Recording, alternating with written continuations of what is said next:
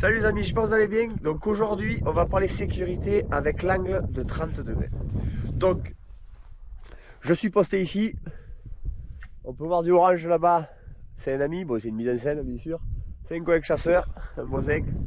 Et là aussi, il y a du orange, c'est un voisin chasseur. Donc je vais vous montrer comment on fait pour délimiter son angle de 30 degrés avec des jalons. Voilà, allez c'est parti.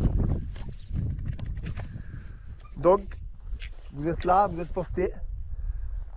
Vous allez en direction de votre voisin et vous comptez 5 pas.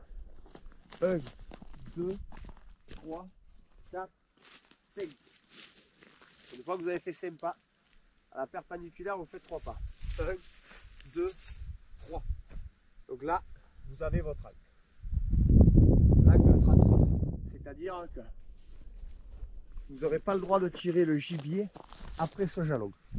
Voilà. Dans cette configuration, c'est pour tirer des animaux qui arrivent face à nous. Voilà. Donc du coup, ensuite, vous voyez, il y a du orange là sur le bord. Voilà. Vous voyez, j'ai mis une veste orange sur le bord, donc on dira que c'est un voisin. Donc c'est pareil, vous faites la même chose. 1, 2, 3, 4, 5, 1.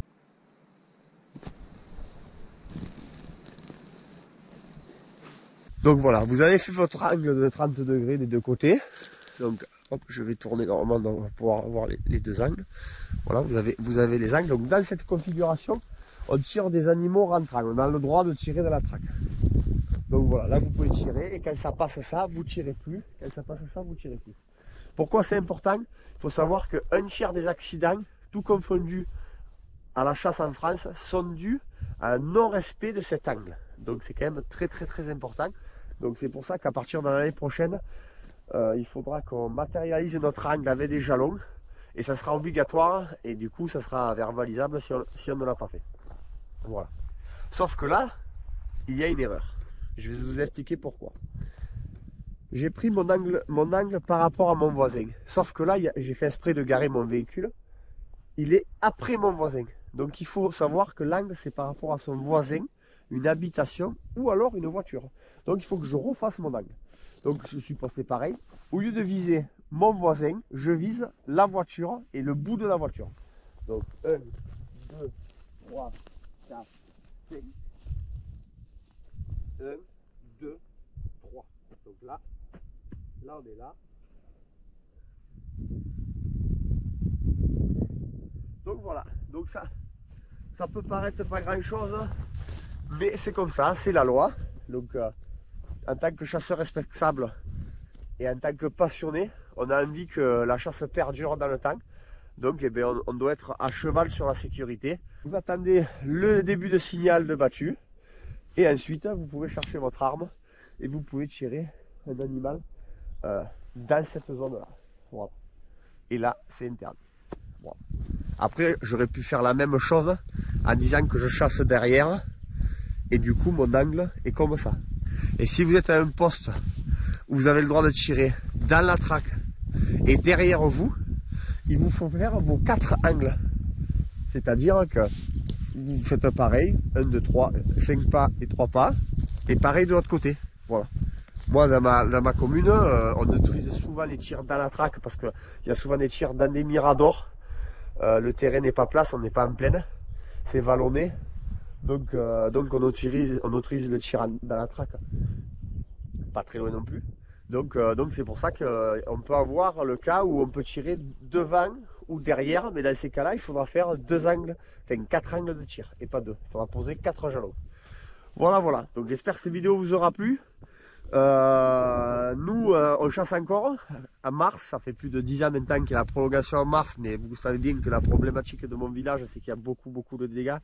On a une grosse plaine, des grosses communes autour de nous. Souvent les sangliers viennent manger et repartent, donc c'est compliqué. C'est comme ça. Donc on chasse jusqu'à fin mars pour essayer de limiter les dégâts sur les semis en ce moment. Enfin, bref, c'est comme ça. Un petit clin d'œil aussi à toutes les chasseresses qui passent parmi. Il y en a de plus en plus, ça fait plaisir. Ça redore un peu le blason du chasseur. Il faut savoir qu'il y a plus de 15% de femmes qui passent leur permis de chasse chaque année, là, depuis 2 ou 2 ans, dans tous les départements de France. Il y a des départements, ça marche quand même 25% des nouveaux permis, ce sont des femmes. Donc c'est super. Voilà. Donc, je vous souhaite à tous une bonne intersaison. N'hésitez pas à dialoguer sur la chasse aux gens qui vous entourent, qui ne chassent pas. Voilà, souvent la chasse est très mal expliquée. Voilà, les gens qui sont contre la chasse écoutent que les médias et ne comprennent pas ce qui se passe et tout ça. Voilà, par exemple, cette année de 30 degrés, ils connaissent pas, ils savent pas qu'on paye les dégâts de sanglier, ils savent pas que, enfin, ils savent rien. Donc c'est pour ça que n'hésitez pas à communiquer, à dire que vous êtes chasseur. Il faut être fier d'être chasseur et à expliquer ce qu'on fait tout au long de l'année, parce que c'est pendant la chasse et hors chasse. Voilà, on entretient les chemins, on fait tout pour sécuriser au maximum notre pratique. Voilà, l'été on donne à boire aux animaux, on fait des comptages, enfin bref, on est sur le terrain 365 jours par an, donc voilà. Donc n'hésitez pas à communiquer, parce que c'est un manque de communication sur la chasse qui fait qu'au jour d'aujourd'hui, beaucoup de gens n'aiment pas la chasse. Voilà, je vous dis bonne intersaison et surtout, vive la chasse. Ciao les amis et à bientôt.